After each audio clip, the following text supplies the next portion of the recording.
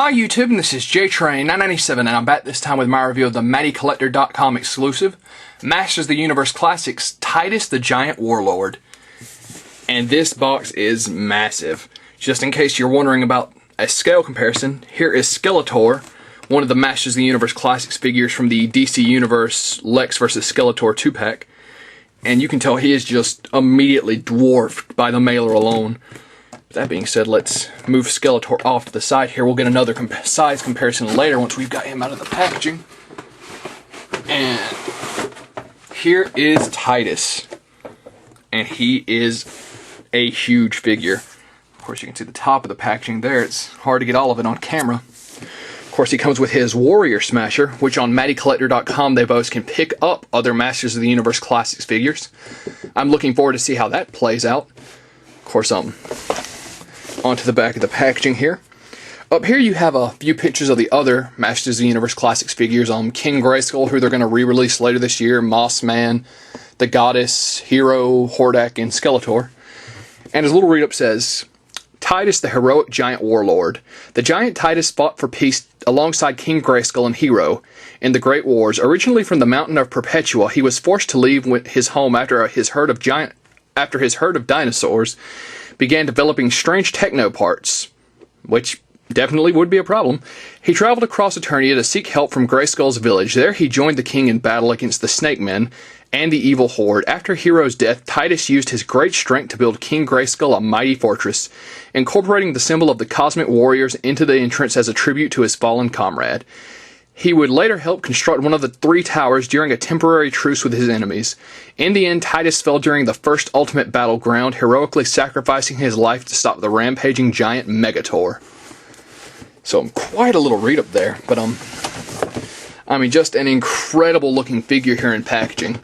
But that being said, let's pull this bad boy out and see how he stacks up to the other Masters of the Universe Classics figures. And here we have Tytus the Giant Warlord out of packaging. Of course, he's holding his Warrior Smasher, which came with this little folded up piece of paper on the inside, just in case you didn't know how to snap on the main arm to this giant cup. Or the main smashing part. I don't know exactly what its technical name is. I gotta say, though, let's pull this out and come back to the Warrior Smasher in a second. I was really disappointed in the articulation. Because when I saw this guy, I assumed that we were getting the articulation of a standard Masters of the Universe Classic figure.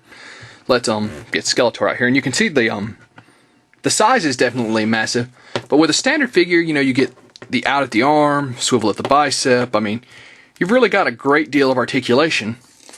And then with Tytus, while you still got a good bit, he turns at the hair. I mean, turns at the head. Turns at the head, but the hair is definitely a hindrance. Looks like you can move the hair and make him do a full 360, but I'm worried it might scrape some paint off in the process. His arms only do a 360. They don't appear to go out at all. He has no swivel at the bicep. He bends at the elbow and turns at the wrist. No abdomen joint at all, which is strange because the way his armor is, it definitely wouldn't have hurt to have had one. Turns at the waist.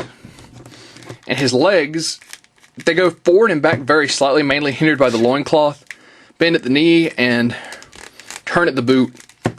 But that's it. I mean, we lost a lot of articulation for Tytus, which actually looked online when I pulled him out of packaging, because I was kind of disappointed and wondering why this happened. And the majority opinion seems to be that if they gave us a figure with the articulation of one of the smaller scale Masters figures, in such a larger scale, the figure would have been $100, which it costs $40 off MattyCollector.com plus shipping. Which, I don't know, it's still an awesome looking figure, but I'm definitely feeling the articulation. I mean, I'm definitely feeling the loss of the articulation. That's definitely disappointment for me. Of course, his Warrior Smasher, which fits in his hand, as you've already seen, it's actually a little... Since it's so big, it's a little heavy for him to fit in his hand. You can see if you bend his elbow up, 90% of the time it bends right back down, and then if it doesn't, it makes him very front heavy. So you either have to pose him accordingly, or just leave it dangling on the ground. Which is disappointing, because they said that this could pick up other Masters figures, which I wasn't sure how it was going to do that. And I'm having it in my hand, I'm still not sure, because being so heavy in his hand, there's no way he could hold it with another figure in here in any way. And no, it's got kind of this clover cut out on the bottom, and I'm not sure if it was talking about having a figure in here or what.